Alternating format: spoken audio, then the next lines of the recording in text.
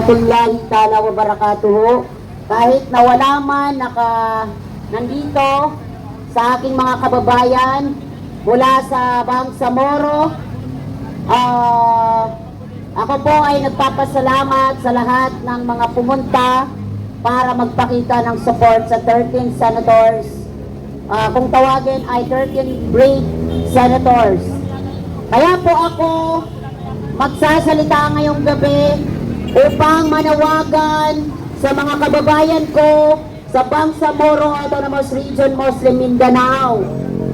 Dahil po baka po ang isunod nila na pag-initan ay si Senator Robin Padilla na isang balik Islam at kung tawagin ay Muslim brother, si Senator Robin Hood Padilla.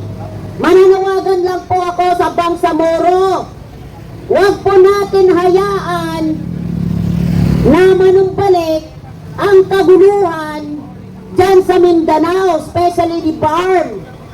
Huwag po natin hayaan na bumalik na naman itong minority bloc na walang hangad, kundi sumako na magmaleta, maleta, unlimited na maleta. Sana patungo ang mga Pilipino kung puro na lang pera na lang ang nasa kanilang pag-iisip. Paano na ating bayan? Lugmok na ng kahirapan ang kinakaharap ng ating bansa. Sana po tigil-tigilan nyo na mga minority. Puro na lang kayo selfie dyan sa loob. Meron ba kayong naitutulong sa sambayan ng Pilipino? Wala. Gusto nyong agawin ang majority bloc dyan sa loob ng Senado. Kapag kayo ba ay nakabalik, meron ba kayong magagawa? Wala. Uubusin nyo na naman ang pera ng taong bayan. Maawa na po kayo. Ito na po, nagkakapaos-paos na tayo dito para sa laban na to. Maawa po kayo. Hindi puro na lang personal na kapakanan ang inyong gustong mangyari sa ating bansa. Hindi ba kayo napapagod? Hindi na ba kayo magsasawa sa kakasako, kakamaleta ng pera ng sambayan ng Pilipino? Ang kakapal na mga pagmumukha nyo. May ganap pa kayo magsiselfie dyan sa loob. Ang kakapal ng mga pagmumukha nyo. Hindi na kayo nahihiya sa mga apo nyo. Mga walang hiya. Gusto nyo lang agawin na naman ang majority para kontrolin ang Pilipinas. Hindi ba kayo nahihiya na wala na kayong ginawa? Pati rin itong mga nakaupo sa DILG, John B. Cremulya, Tapo Pilipino, gusto mong pahiyain sa buong mundo. Gusto nyong gipitin ang mga 13 brave senators kasi ayaw niyong mabuksan ang flood control na siya ang sanhi ng paglugmok ng kahirapan na halos malunod na ang mga Pilipino sa sobrang baha.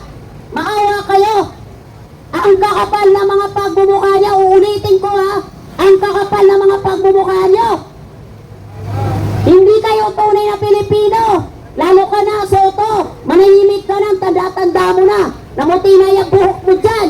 Puro ka na lang gusto ikaw ang manatili na Senate President. Okay lang sana kung may nagagawa kang maayos sa ating bansa. Ikaw ang dami mo ng apo. Dumarami na ang inyong apo. Isipin nyo ang kapakanan ng mga apo nyo. Kahit huwag na lang kami, mga Pilipino. Mga apo nyo, makikinabang sa kinakaharap ng ating bansa. Hindi puro na lang kayo maleta. Wala nang patutunguhan ng ating bansa. Tama ng panggigipit. Subukan nyo ang gawin yan kay Senator Robin Padilla na talaga makakatikim kayo sa Bangsamoro dahil hindi nyo alam. Muslim sa Muslim, lalaban yan. Hindi na pwede yung ganyan. Puro na lang kayong panggigipit. Ito naman si Bongbong Marcos, wala na siyang ginawa, kundi umikot ng umikot, mag-smile, itaas ang kilikili. Kung makikita mo yung ngipin niya, hindi ko nga alam kung nagtututbrush pa yan eh. Ako tinitingnan ko, bawat salita niya, nakikita ko, hindi naman tayo nandito para manira ng kapwa Pilipino.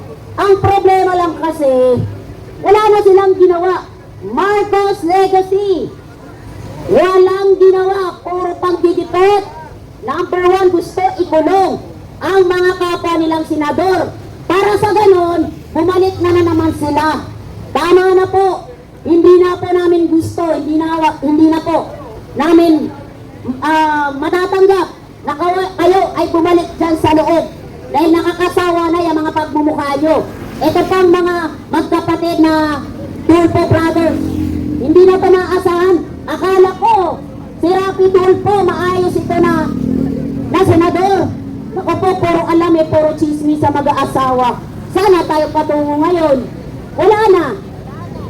Wala na kasi yung inaakala natin na uupo na senador na ang kapakanan ko ay taong bayan, sana punta. Anak pa lang niya kumakalaklak ng alak sa ibang bansa. 1.5 million. Samantalang yung 1.5 million, ipamigay mo lang yan sa mga taong naghihirap. Malaking bagay na yan. Diba? So tayo naman, sa totoo lang, hindi po biro ang araw-araw. Umulan, umaraw, matindi po ang kinakaharap na mga tao nandito sa ground para ipaglaban. Kayo naman mga Pilipino na ayaw maniwala dahil busog kayo sa maleta na yan at puro na lang kayong rally-rally, ginagamit ninyo ang mga kabataan, dinadala nyo dito sa ground sa labas ng Senado. Paano nang kinabukasan ng mga kabataan? Kung puro na lang ang inyong tinuturo, magsabi ng ng mga masasama against sa mga nakakatanda. Diba? Etong makakaliwa, anong ginagawa nila? Puro na lang pangungutsapi. Sinisiraan ang pamilya Duterte. Ang tanong, meron ba kayong nagawa? Si Tatay Digong, kung hindi siya ang naging Pangulo ng Pilipinas, kawawa na ang ating bansa. Bakit? Si Tatay Digong, ang pinaka-priority niya, yung kapakanan at huwag magutom ang bawat Pilipino. Number one na dyan, noong nakaraang pandemic, kung ibang presidente pa yan, baka wala na tayo dito sa ating kinalalagyan. Pero dahil si Tatay Digong ay ang kanyang priority ay yung kapakanan ng bawat Pilipino at kaming mga Muslim ay sobrang nagpapasalamat dahil po nabigyan po kami ng respeto ng dahil kay Tatay Digong. Dahil noon, ang tawag sa amin, mga teroristang mga Muslim, hindi pwede mag-aral sa mga iba't ibang klaseng eskwelahan, university, colleges, dahil ang tawag sa amin, mga Abu Sayyaf. Paano na ang mga Muslim? Sa totoo lang, ang pinaka-totoong istorya, unang bumagsak dito sa mundo na to, ay number one na po dyan yung mga Muslim.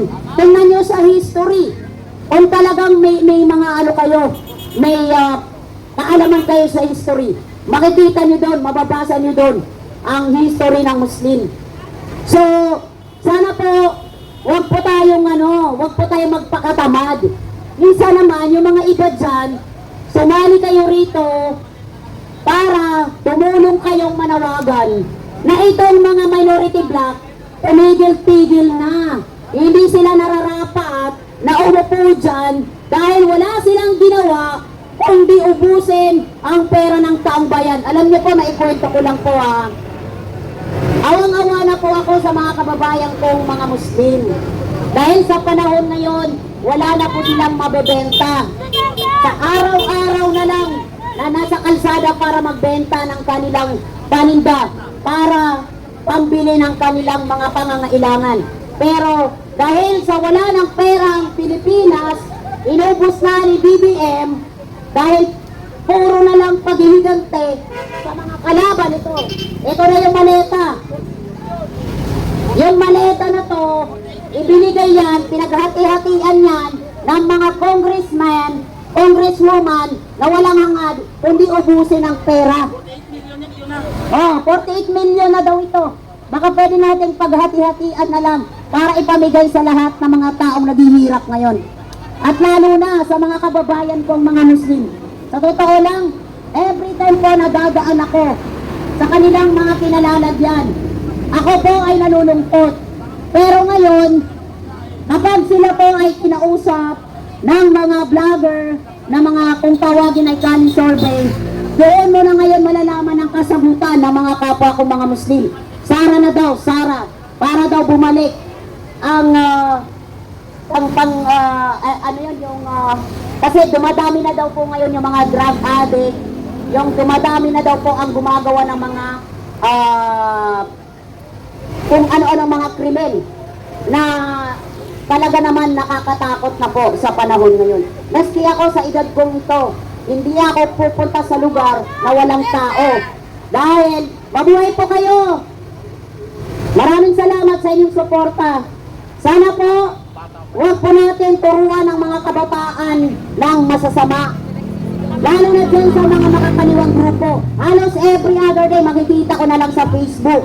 Yung mga kabataan na tinuturuan kung paano lumaban, paano na ang inang bayan.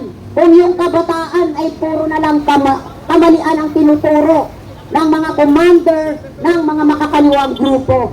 Sana magtulungan po tayo rito. Hindi lang po kami ang nakikita dito para magsalita at magreklamo sa inyong lahat. Mabuhay tayong lahat! Mabuhay ang sambayan ng Pilipino! Mabuhay! Sulit! Duterte pa rin!